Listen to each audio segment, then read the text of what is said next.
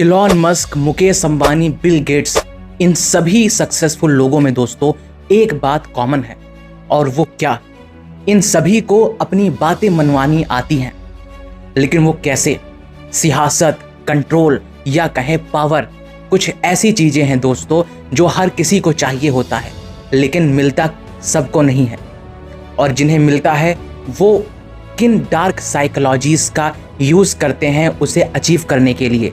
कौन से ऐसे लॉ हैं जिनको वो यूज करते हैं अपनी बातें मनवाने के लिए, वो हमें इस बुक 48 लॉज ऑफ पावर से अच्छा कोई नहीं बता सकता। दोस्तों ये बुक रॉबर्ट ग्रीन के द्वारा लिखा गया सबसे बेस्ट सेलिंग बुक है, और इसमें वो सारे लॉ हैं जो आपको एक नॉर्मल इंसान से एक्स्ट्राऑर्डिनरी इंसान बना सकता है।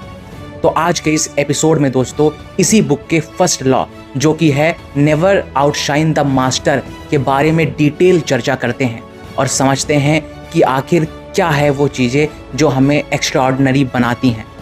एक बार एक इंसान सिर्फ इसलिए फेल हो गया क्योंकि उसने अपने बॉस से ज़्यादा स्मार्ट बनने की कोशिश की। ये है दोस्तों law number 1, never outshine the master. चलिए आपको ले चलता हूँ फ्रांस के 17th सेंचुरी के रॉयल कोर्ट में। एक नौजवान था, निकोलस फोकेट, इंटेलिजेंट, चार्मिंग और सुपर रिच। उसने फ्रांस के किंग लुइस 17 के लिए एक ग्रैंड पार्टी ऑर्गेनाइज की। ऐसी पार्टी जिसमें स्वर्ग उतरा आया हो, नाच गाना खाना शायरी सब कुछ। राजा भी इम्प्रेस हो गया। लेकिन अगले ही दिन क्या होता है? वॉक्यूट को गिरफ्तार कर लिया जाता है। सजा मिलती है जिंदगी भर का जेल। क्यों?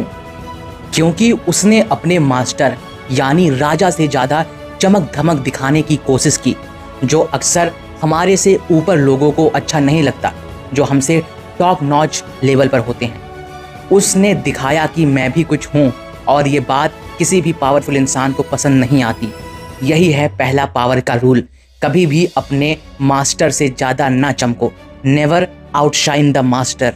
हो सकता हो आप इन बातों से डिसएग्री करें, लेकिन हो सकता हो आप इन बातों से एग्री भी करें, वो तो पर्सन टू पर्सन डिपेंड करता है। लेकिन मैं आपको सिर्फ यही बताऊंगा जो बुक में लिखी हुई है। दोस्तों ये बुक कहती है कि कभी अपने सीनियर, अपने टीचर, अपने बॉस को नीचा दिखाने की कोशिश मत करो, वरना आप उनके ब्लैक लिस्ट में पहले नंबर पे आ जाओगे। कभी भी उनको ये महसूस मत कराओ कि उनकी कुर्सी खतरे में है, उनका रिस्पेक्ट खतरे में है। अब आप में से कुछ लोग ये सोच रहे होंगे कि क्या हम अपनी ब्रिलियंस को अपने अंदर दबा के रखें? फिर नहीं, अपने ब्रिलियंस को दिखाओ, लेकिन समय आने पर। यहाँ पे एक बहुत ही अच्छी लाइन है जो मुझे आपको ज़रूर बतानी चाहिए। Be smart but make your master feel smarter than you. ये दोस्तों इतनी कॉमन मिस्टेक है कि लगभग हम सभी ने इस मिस्टेक को कभी ना कभी या कहें ज़्यादातर अपनी लाइफ में करते हैं। एग्जाम्पल के तौर पे आप अपने स्कूल का ले लीजिए। जब भी हमारे स्कूल में किसी भी टीचर के द्वारा हमको पनिश किया जाता है तो हम उसके ऊपर और ज़्यादा गुस्सा हो जाते हैं और हम उससे रूडली बात करने लगते हैं। हम या कहें एक एग्रेसिव मोड में भी आ जाते हैं कभी कभी, तो जहाँ पर उस बॉस की, उस मास्टर की ईगो और भी ज़्यादा हर्ट होती है और वो टीचर, वो प्रिंसिपल, मैनेजर हमें और टारगेट में लेने लगता है। ये दोस्तों बहुत ही अच्छा एक्सप्लेनेशन है इस लॉ को समझने के लिए। और ऐसा ही हमारे हर एक फील्ड में होता है, चाहे वो हम फैमिली की बात करें, चाहे वो हम प्रोफेशनल या पर्सनल की बात करें, हर जगह ये रूल काम करता है। हमें कभी भी अपने से ऊपर वालों की ईगो को हर्ट नहीं करना है। अगर हम उनसे कैपेबल, उनसे स्मार्ट हैं तो हमें समय आने पर ही उन्हें दिखाना है, ना कि समय से पहले।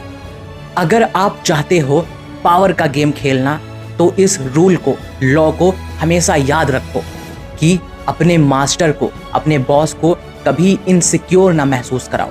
उसके ईगो के साथ खेलो, उसका यूज़ करो और उससे भरपूर फ़ायदा उठाओ। और आपको मैं ये भी बताना चाहूँगा कि इस बुक की सीरीज़ में शुरू करने वाला हूँ, तो कुछ वीडियोस इस बुक के लॉ को डिस्कस करने पर भी आएंगी। आज के लिए दोस्तों बस इतना ही। आशा करता हूँ आपको इस बुक के first law, never outshine the master law को समझने में मदद मिली होगी और आपने कुछ ना कुछ ज़रूर सीखा होगा। मिलते हैं नेक्स्ट एपिसोड में।